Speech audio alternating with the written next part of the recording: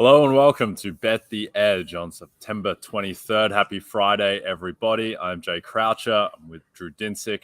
As always, thanks to everyone watching on the NBC Sports YouTube channel. So coming up, got a special guest, the first guest of this revamped Bet the Edge criminal intent little thing that we're doing with PFF betting and data analyst Ben Brown. He's going to join us in the second segment to look at a couple of divisional matchups in week 3, as well as 49ers-Broncos on Sunday night. And Drew and I will also reveal our favorite bet each of the weekend. Talk Drew out of his initial bet with Commanders to something else. So all that's coming up and more. But first, let's talk Steelers-Browns, which is looking like a pretty good game for a little while there, and then became itself in the second half. Realized its full potential as a pretty ugly game of football in the end. But did well on our bets, Drew. What did you go? You went 3 for 3 on Battle of the Bets? Yeah, I threw the curveball in there at the end. Went 8-1 on Mitch anytime touchdown, which got home by the narrowest of margins. That was a very close touchdown call. But no, ultimately, Jay, we're going to have to start mixing in some losers here. People are going to think we have the sports almanac. Because, our read on that game yesterday was pretty good, I thought. That said, to me, the only takeaway from that game that you can really kind of use long-term is how you appropriately rank the Cleveland defense.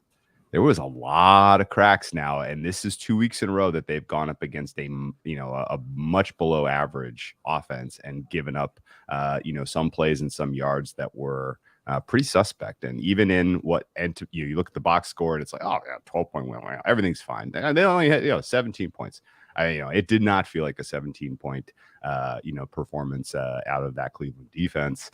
And ultimately, I think with some of the injuries they sustained, on top of the fact that, just in general, the defensive line has been very underwhelming, should be a sign of concern as we move forward. And, they needed that defense to step up and be amazing in the absence of Deshaun Watson if they were going to have a chance to win, to get a playoff spot. And it's just not manifest so far.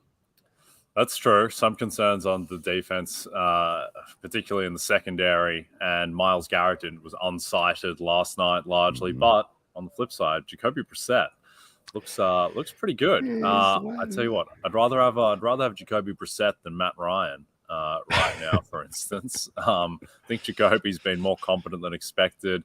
Obviously, he's very good in those short yardage situations as well. And then the running game, I think, is really the thing. It's the best rushing attack in football at the moment. Nick Chubb going off last night again.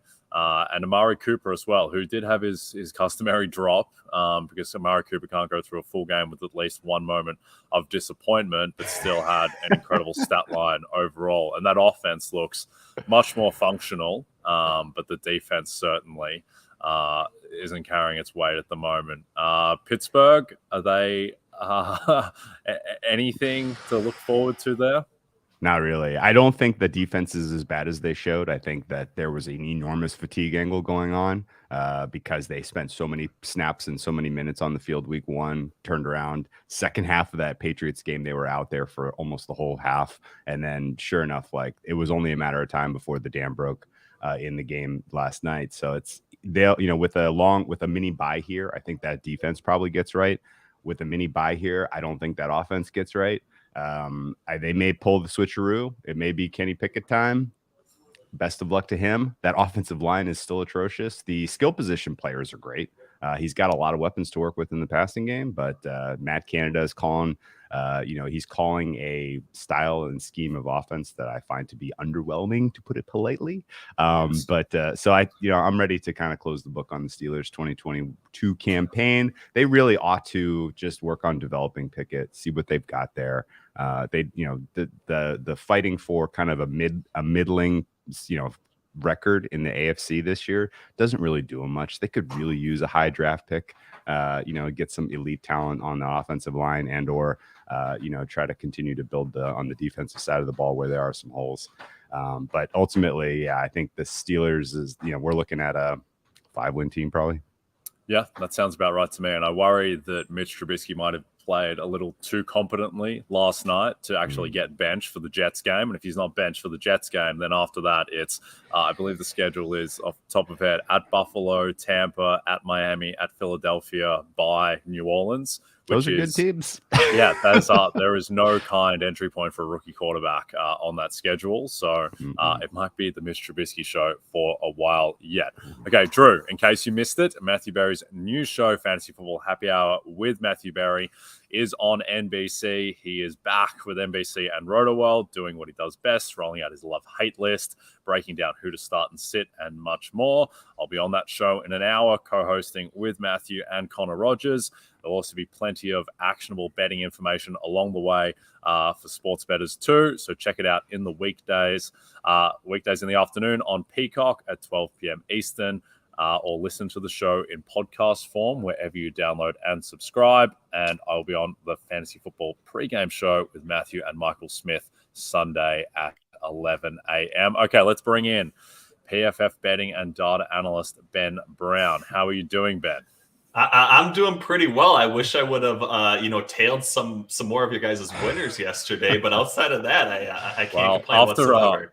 After Drew's victory lap there, you should take the other side of whatever we say today, because you certainly angered the football gods. Dude, regression is due in general right now for us. Yes, it comes, and it comes hard and fierce. Okay, Ben, most interested from I think, Drew and I, as bettors, we're looking at PFF information. The thing that I find most compelling is stuff with, like, when I'm looking at defensive player of the year and looking at players who are underperforming their sack totals and that kind of stuff. But, from your perspective, I guess, what information from PFF do you pay most attention to that informs your own betting?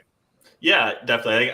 I do think that's a really good question. I would preface it by saying I am, a heavy, like, model based bettor. I do use that to kind of, price out, almost any event I would be interested in betting. So I don't necessarily follow them blindly, but I do use it as almost like a, initial scan or foundation to where I don't necessarily have to do, a full evaluation of every single handicap from ground zero or whatever, right? So I do like to take that into account, but then that, kind of provides me with information about rest factors, travel, weather, some of those other things that a lot of people do look into. I can kind of already have that baked into, the initial handicap. And then from there, a lot of it is power rating stuff. And I think, bettors can definitely build their own power ratings. I do think there are some good ones, scattered throughout the internet as well, that people definitely take into account with their models and those sorts of things. And I do think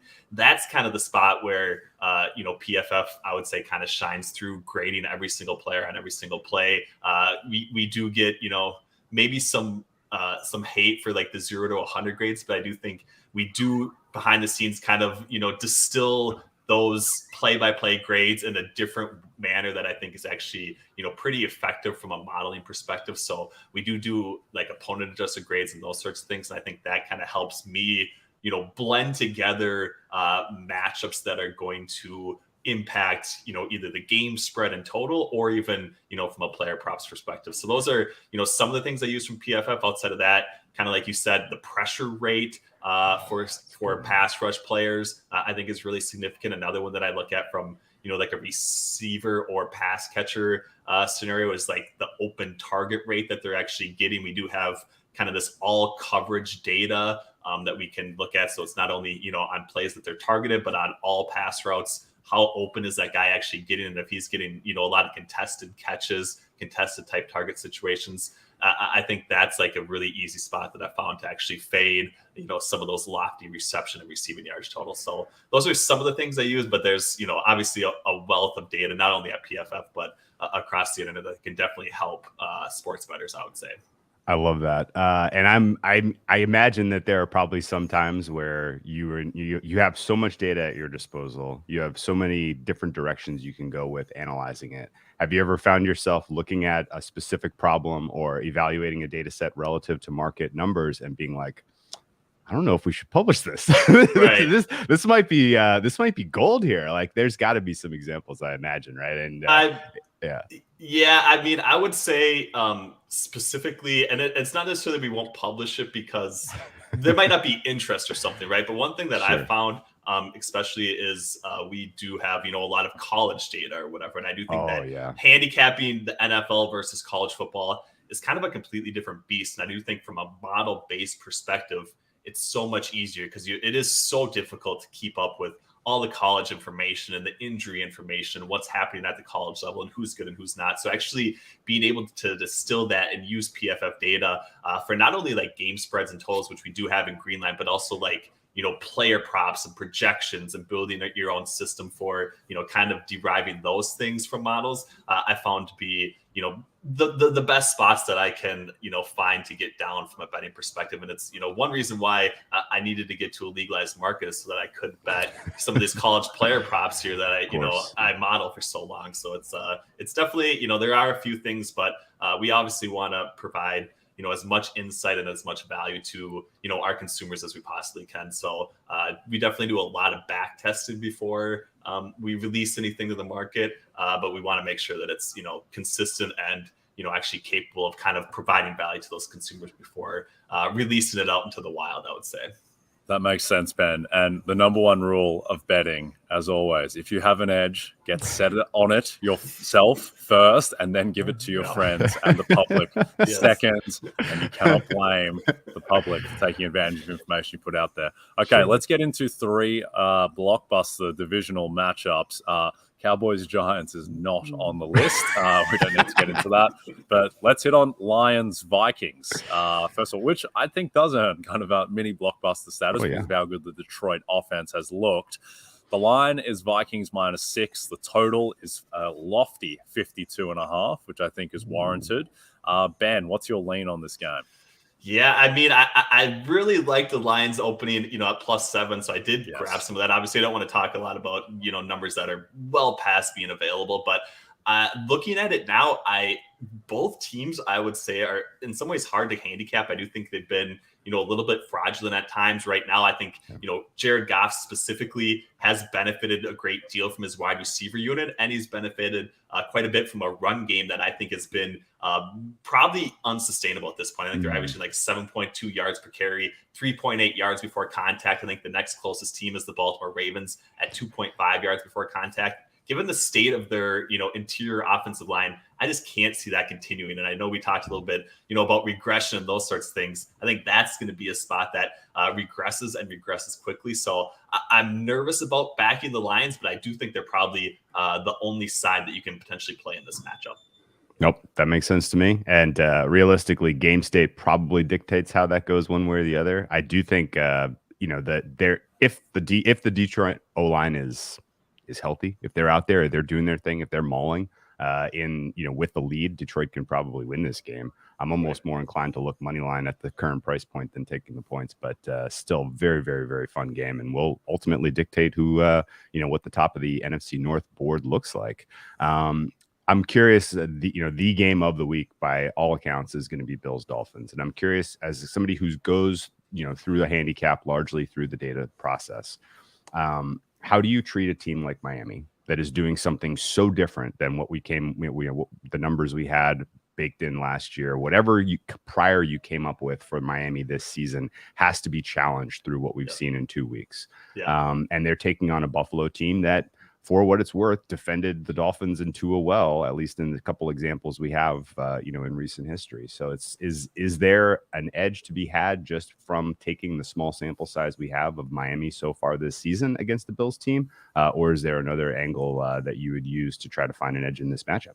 Yeah, I think it's a really good question, right? And Mike McDaniel's scheme has been, the most unique that we've seen from an offense perspective through 2 weeks. It does seem like he's pushing all the right buttons, getting, maximizing Tua's ability in this offense. Obviously, they have, playmakers around him that are getting open as well. But I don't know. I'm looking back at the Baltimore Ravens game. I don't know if I think the Dolphins might almost be getting too much credit for being this high octane type offense more so than the fact that the Baltimore Ravens were just playing really poor coverage in some spots, blowing spots. Tyreek Hill's running wide open down the field. And so I think, handing them a ton of credit or trying to assign them a ton of credit for coming back in that particular game is maybe overvaluing them a little bit. So I don't know.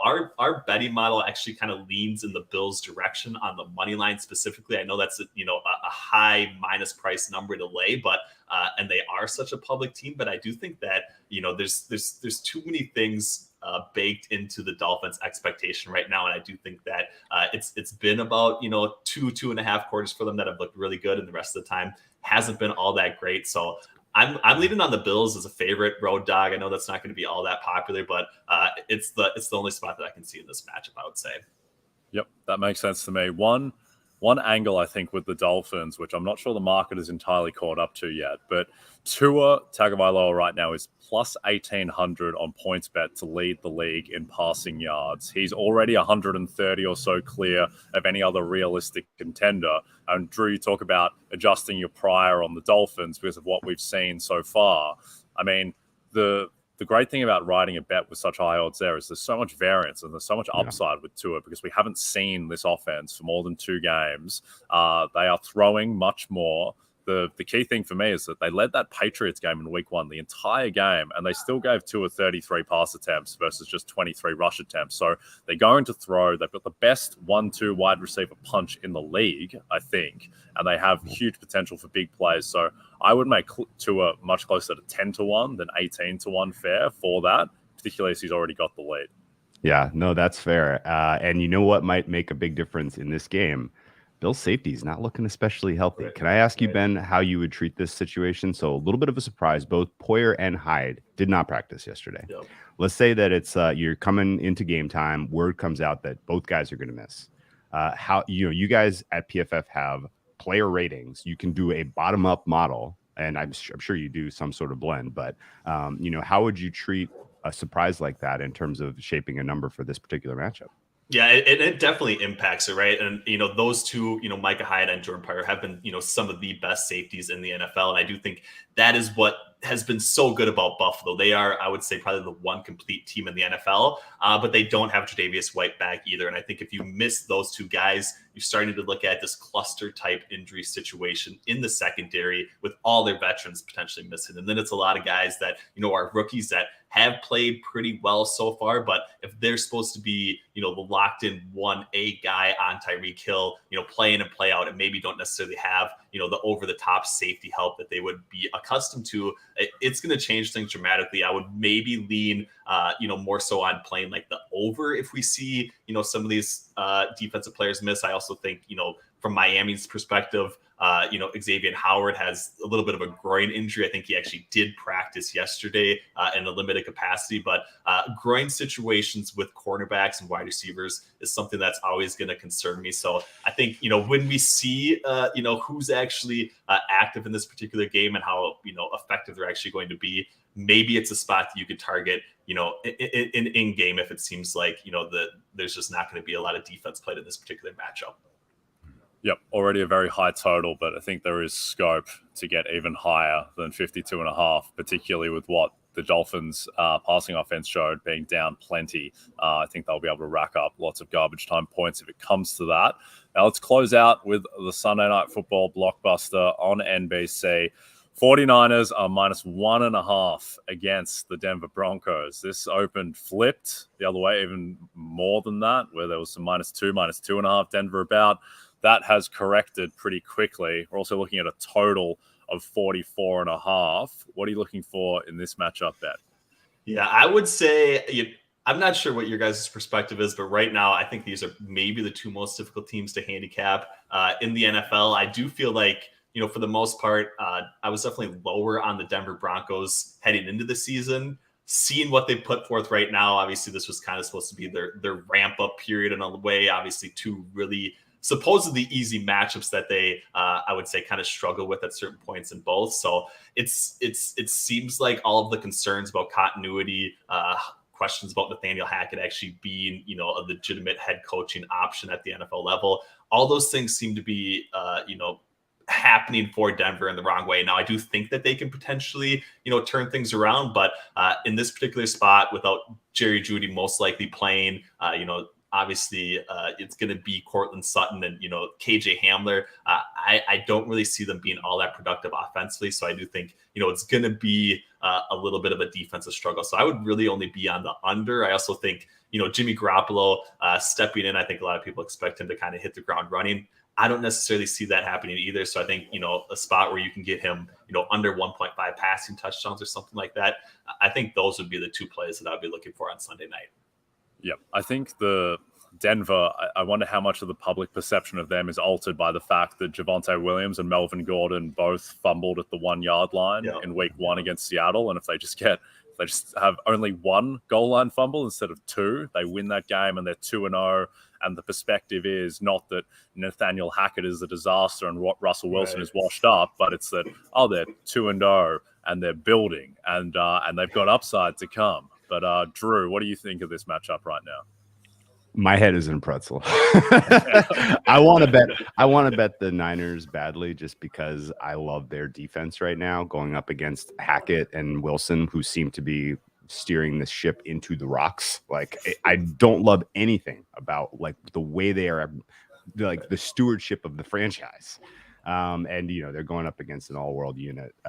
Just the fact that we haven't seen a clean offensive game out of them, and now they have to face a top 3 defense, I think is advantage Niners. But at the same time, Niners changed their entire offense to suit Trey Lance. Jimmy G got no snaps, no reps in the entire preseason and is expected to pick up this offense, or they're going to try to change it on the fly. None of that feels especially good to me. So I think there's still room here on the under, although I am on the wrong side of that. The market has been beating me over the head that the over is the right play all week this week. And so I'm just like, I don't know what to make of this one.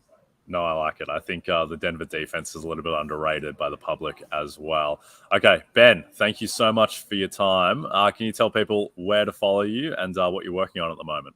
Yeah, definitely. I definitely appreciate you guys having me on. If anybody wants to follow me, PFF_Ben Brown. I do put out, a few articles every single week related to sports betting. We are, always trying to improve some of our betting models and everything else. And I do think you'll see, a number of quality bits of information coming up in our PFF mobile app as well. So definitely appreciate you checking that out, rating it, and giving some feedback if you are so inclined. But thank you guys so much for having me. It was definitely a pleasure. Awesome. Thanks, Ben. All right. Always good to have a chat with Ben. He definitely knows what he's talking about, and make sure you go follow him at PFF_Ben Brown on Twitter. All right, Drew. Just a reminder, if you don't have the NBC Sports Predictor app, go download it now. The contests are free and easy to play, and you have a shot to win thousands this weekend by predicting what will happen in college football, Major League Baseball, on the NASCAR circuit, and in the Premier League. There is also $100,000 up for grabs by guessing the outcome between the 49ers and the Broncos in our Sunday Night 7 contest. Now, let's get to one of those questions. In the Sunday Night 7 contest, who will score the first touchdown on Sunday night, Drew? I got to go with the Niner here, and it's largely because of what we talked about, that I could see the 49ers literally holding the Broncos 2 field goal attempts only. So as I look up and down the options for Niners, the one guy who has the potential to score a touchdown both through the air or on the ground, obviously Deebo Samuel. He ought to be the favorite in this market. It's chalky, but hey, in a predictor app, you don't actually have to pay the vig. So I will take the most likely guy on the entire field, which is Deebo Samuel. I'm curious if you think the switch from Trey Lance to Jimmy G favors the likelihood of a Deebo Samuel being more featured in the offense, or if you think there's another angle here. Deebo's the right pick, but my guy's Brandon Ayuk, most targeted guy in the red zone last season. Jimmy Garoppolo will help Brandon Ayuk, so he would be my pick after Deebo, who I think is the right call. Okay, let's get to our favorite bet of the weekend. I'll start with you, Drew. It's the one we talked about earlier in the week. Ravens-Patriots down to 2.5. Who do you like? I like the Ravens here. We're going to the home of crab cakes and football, Baltimore, Maryland, -2.5. Now, Granted, did not get the best of this number. I bet into it at 3. I'm doubling down here at -2.5. It is available at a flat 110, which is amazing to me. I think there is an overreaction in the market to the Lamar Jackson injury. I'm expecting him to be just fine. Knocking on wood here. Wow. That's what we need. But fundamentally, the angle is pretty straightforward. The Patriots had a beautiful opportunity to score points against a gassed Steelers defense last week and showed us virtually nothing still. Now they go up against the Baltimore Ravens defense that on paper is still quite a lot better than that Steelers defense. And even though they just got exposed by Tyreek Hill, by Jalen Waddle, I don't see the same weapons in this game for New England. I think ultimately this is, Lamar Jackson's opportunity to show out. And, I like what I'm seeing from him from a chemistry standpoint with the wide receivers and, the skill position players starting to get healthy and get chemistry. Yeah, Lamar Jackson looking a little 2019-ish out there. At the moment, I do think the Baltimore defense is being a little bit underrated and probably got too destroyed by what happened in the final quarter of that Miami game. Like the secondary is just too talented to serve that up week in, week out. Having Marcus Williams, Marcus Peters, Marlon Humphrey, and Kyle Hamilton, whatever he can give. Like there's too much talent for it to be that bad. Peters and Humphrey are coming back from serious injuries. They will get better. And also, I don't know if you saw what Joe Flacco did to the Cleveland defense, but we almost might have to upgrade the Baltimore defense a little bit after they shut out Super Bowl MVP Joe Flacco in week 1.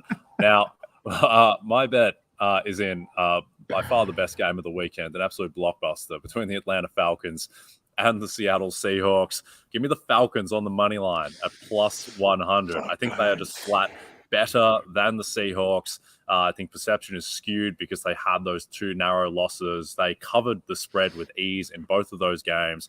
I think that the defense is actually better than it's shown. I think that the cornerbacks are better than they've shown. I think AJ Terrell is one of the best corners in the league. The offensive line is sneaky competent, and that should be his middle name, Marcus Sneaky Competent Mariota as well. Drake London, offensive rookie of the year favorite for a reason, looking like Jamar Chase out there, and Kyle Pitts only has upside. So I just think the Falcons are better than the Seahawks, and even accounting for Seattle having home field. Not too worried about the 12th man. Give me the Falcons. Are you on board with that? All the way on board. Yes. I don't like this play. I don't like this play, Jay. I love it. Yes. Really, really, really solid look. Falcons stayed west all week. They get a mini camp out of this, in terms of preparation. Offense is going to get a touchdown. Defense is going to get a touchdown. Special teams may get a touchdown. I'm just expecting a complete performance out of a Falcons team that has been oh so close through 2 weeks. Yes, you're a big stay out west guy, aren't you? It's of course one of your favorite little niches. Stay on the West Coast, and thou shalt prosper. Well, it's not even stay on the West Coast, but just the idea of the team being together in a mini camp and no distractions, everything that's going on in your home life, your personal life, going out, meeting the gals, all of that is completely, set aside, and you get a full concentrated week of preparation. It has brought out the best in many a team in past years, and I'm expecting the same from the Falcons this week. Yep, I like that. I don't trust Arthur Smith at all, but I don't trust Pete Carroll either. And I like the Falcons to win this game and begin their charge to the playoffs in week 3. Okay, we are done, Drew. Don't forget to check out NBCSportsEdge.com for more information to help you with your wagers. Thanks to everyone watching on the NBC Sports YouTube channel. And if you're listening to us in podcast form, please don't forget to subscribe and rate us. Go Ravens, go Falcons. Good luck, everyone, with your bets, and we'll be back to recap on Monday.